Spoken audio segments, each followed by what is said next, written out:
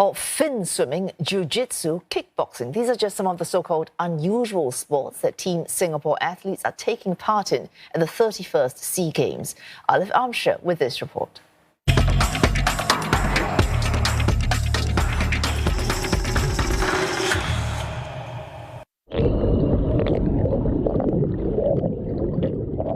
Welcome to the mysterious world of mermaids. And in Hanoi, Singapore's national Finswimmers are hoping for a fairy tale ending. Finswimming is among a handful of niche sports that will feature at the 31st SEA Games. It's making a comeback after its last inclusion at the 2011 Games. Singapore is sending a team of 7, and they're all hoping to make a splash in what's pretty much considered uncharted waters. We don't have the experience yet, but I feel that through these SEA Games and many other games in the future, we may gain more experience and we'll know more about the sports. Going to the SEA Games, usually everyone wants to win, so I hope to bring back a medal. The last and only other time Team Singapore took part in the sport was at the 2003 Games, also held in Vietnam. As we are very new, the powerhouse is actually still Vietnam. But hopefully if we win something or if it's fleshed out with SEA Games, I think there will be more people coming to join us. The SEA Games has over the decades been a platform to promote and raise the standards of more niche sports in the region. For example, sports like breaking and skateboarding were featured for the first time at the 2019 Games, while figure skating made its debut in 2017. Another niche sport, kickboxing. Nazri Sutari was Singapore's sole representative in the sport. But after winning gold in a different martial arts sambo at the Philippine SEA Games in 2019, his foray into new territory was short-lived. He bowed out of his category in the men's competition, going down to his Cambodian counterpart. It won't be the end of his latest pursuit though. The 31-year-old is now setting his sights on other major events like the World Championships next year. For more on Team Singapore's SEA Games campaign, I'm joined by Singapore Sport Institute Chief, Dr. Su Chun Wei. Dr. Su, thank you for joining us. First off, give us an indication of how Team Singapore will fare in Hanoi in comparison to what we saw them do in 2017 and in 2019. Yeah, thanks for having me. We shared earlier that our Team Singapore athletes have worked hard and they are going to Vietnam to compete. So we reasonably expect them to do their best, do their personal best, and fight to the abilities best to bring back whatever medals as a process we will bring back. I'd just like to add that every SEA Games edition is slightly different.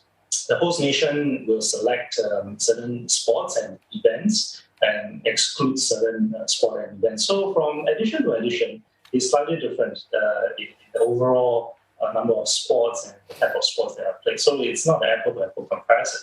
That said, I think we expect our Team Singapore to do their very best, and we will see how we fare in terms of the medals as a process. It's still early days. We will keep watch. Yeah, there certainly is an interesting mix of sports being competed in Hanoi this time round. So what other sports, apart from the traditional ones, do you expect the team to perhaps excel in? We're hoping, at least. Yeah, so traditionally we have done really well in swimming, shooting, fencing, table tennis, silat. This round, we will certainly be keeping watch on all the sports that we compete in. But personally, I will be interested to look at how our athletes do on the track and field, badminton especially, canoe, kayak, a cube sport, and even e-sport. We have a large contingent of Team Singapore athletes who are going there to compete. So there will be surprises. So we will ready Team Singapore and Singapore to support our athletes. Yeah, Dr. Su, the work that you do at the Singapore Sports Institute is so intense, and you see such a range of athletes in terms of their quality, their experience, their potential. Are there specific athletes or sports perhaps that have benefited the most from the programs that you have at SSI? Yeah, thanks for the question. At SSI, we work very closely with the national head coaches and the technical directors and the athletes themselves. We adopt a very tailored approach to bespoke kind of intervention and programs for our athletes. So we try our best to provide them with the best comprehensive support that we can give them. So, for example, the type of program for a team versus an individual sport will look slightly different.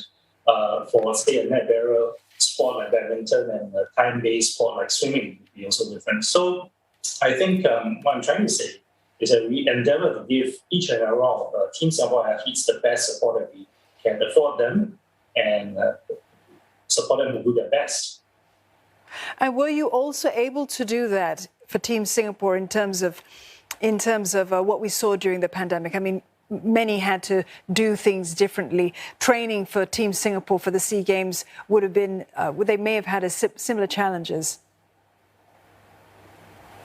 Yeah. So during the pandemic, we certainly have to adapt and adjust. The safe management measures is a big consideration. I think the health and well-being of our Team Singapore athletes is top of our mind. So we did innovate, we pivot technology, online training, at-home training.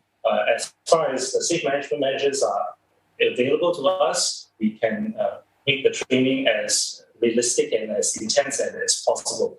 So I would say that Team Singapore's training is by and large not too interrupted. We have prepared our athletes and we want them to be able to do their best in the SEA Games.